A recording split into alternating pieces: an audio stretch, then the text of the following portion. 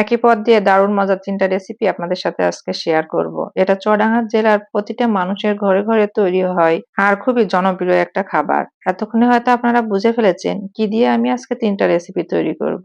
এটা হচ্ছে পুঁইশাক। হ্যালো এভরিওয়ান, আসসালামু আলাইকুম। চলেন দেখে নিই কিভাবে আমি পুঁইশাকের ৩ টা রেসিপি তৈরি করলাম। ২ চামচ পরিমাণ সরিষার তেল দিয়ে একটি ফ্রাই প্যানের মধ্যে তার মধ্যে একে, একে দিয়ে দিলাম ১ চামচ পরিমাণ ধনে, কিছুটা রসুনের কোয়া, কাঁচামরিচ আর শুকনা মরিচ। সমস্ত কিছু মিডিয়াম হিটে রেখে হালকা করে নেড়ে তার মধ্যে দিয়ে দিয়েছি কুচো চিংড়ি। চিংড়ি দিয়ে আবারও কিছুক্ষণ নাড়াচাড়া করে যখন চিংড়িটা সিদ্ধ হয়ে গেছে তখন আমি সবকিছু উপকরণ উঠিয়ে নিয়েছি।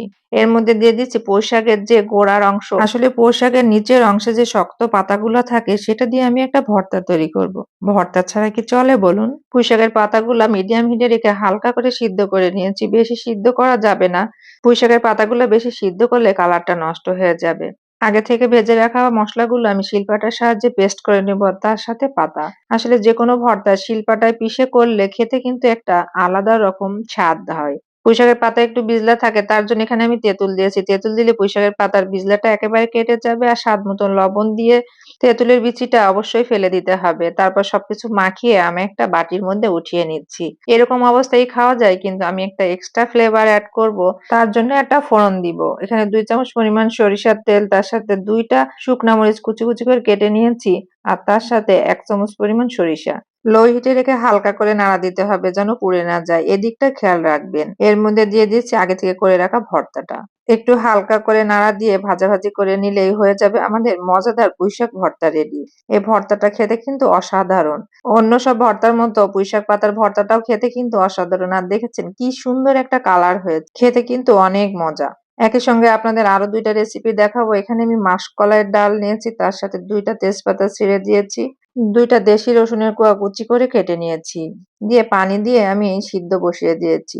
অন্য একটি পাত্রে আবারও পানি দিয়ে লবণ, হলুদ আর ৩ চামচ পরিমাণ সরিষা বাটা দিয়ে মসলা দেওয়ার পরে পানিটা হালকা করে বলক উঠিয়ে নেব। তার মধ্যে দিয়ে দেব মুখী কচু। অনেক অঞ্চলে এই কচুটাকে ছড়া কচুও বলে। কচুটা দেওয়ার পরে আমি ঢাকনা দিয়ে ঢেকে 50% সিদ্ধ করে নেব। কচুটা একটু সিদ্ধ হতে সময় লাগে। আর এখানে অ্যাড করব আমি পুঁইশাক। পুঁইশাক কিন্তু বেশি সিদ্ধ করা যায় না, আর সিদ্ধ হতে বেশি সময়ও লাগে না।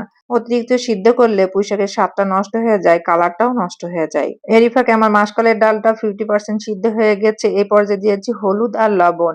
ডাল সিদ্ধ করার প্রথম পর্যায়ে যদি লবণ হলুদ দিতাম তাহলে ডালটা ভালো সিদ্ধ হতো না, বিচি বিচি থাকতো। এই পর্যায়ে অ্যাড করেছি পুঁইশাকের নিচের যে অংশটা ছিল সেই নিচের অংশগুলো কেটে, আর এর সাথে কয়েকটা পাতা, তার সাথে দিয়ে দিয়েছি কাঁচামরিচ। এখন আমি ৩ থেকে ৪ মিনিট কষিয়ে নিয়ে এর মধ্যে অ্যাড করেছি ১ কাপ পরিমাণ গরম পানি। এই পানিতে আমার বাকি 50% সিদ্ধ হয়ে যাবে। অন্য চুলায় যে তরকারিটা বসিয়েছিলাম তার মধ্যে অ্যাড করলাম কাঁচামরিচ। ঢাকনা দিয়ে ঢেকে আমি বাকি সিদ্ধটা করে নিব। অন্য একটি চুলায় আমি ফোড়ন রেডি করে নেব। এখানে ৩ চামচ পরিমাণ সরিষার তেল, ২ টা দেশি পেঁয়াজ কুচি করে নিয়েছি। যখন পেঁয়াজটা একটু ভাজা হয়ে গেছে তার মধ্যে আমি দিয়ে দিয়েছি চিংড়ি মাছ। চিংড়ি মাছটা পেঁয়াজের সাথে হালকা করে নেড়ে যখন চিংড়ি মাছের কালারটা যখন চেঞ্জ হয়ে আসবে তখনই নামিয়ে ফোড়নটা দিয়ে দিব।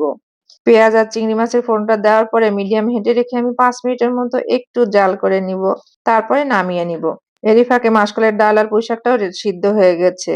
এবার এটাও আমি ফোড়ন দিয়ে নিব। ৩ চামচ সরিষার তেল, তার সাথে ২ টা শুকনা মরিচ ফোড়ন আর পেঁয়াজ রসুন দিয়ে হালকা করে নেড়ে যখন একটা ভাজা ভাজা ফ্লেভার চলে আসবে তার মধ্যে অ্যাড করে দিয়েছি জিরা। ডালের এই রান্নাটাতে অবশ্যই জিরার ফোড়নটা দেওয়াই লাগবে, না দিলে কিন্তু ডালটা খেতে মজা হবে না।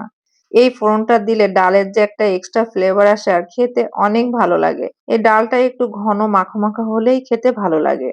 মাসকলাইয়ের ডাল পুঁইশাক আমাদের চুয়াডাঙ্গা অঞ্চলের মানুষের ঘরে ঘরে রান্না করা হয়। এই তরকারিটা খেতে কিন্তু অসাধারণ হয়। আর পুঁইশাক কচুরমুখী তার তো কোনো তুলনায় নেই। পুঁইশাকের এই ৩ টা রেসিপি আমার বাসার সবাই অনেক বেশি পছন্দ করে। এতক্ষণ আমার সাথে থেকে পুঁইশাকের এই ৩ পদের রেসিপি দেখে যদি কারো ভালো লাগে থাকে তাহলে অবশ্যই একটা টাইমলাইনে শেয়ার দিয়ে রাখবেন। পেজটি ফলো দিয়ে লাইক, কমেন্ট ও শেয়ার করে সবাই পাশে থাকবেন। আল্লাহ হাফেজ।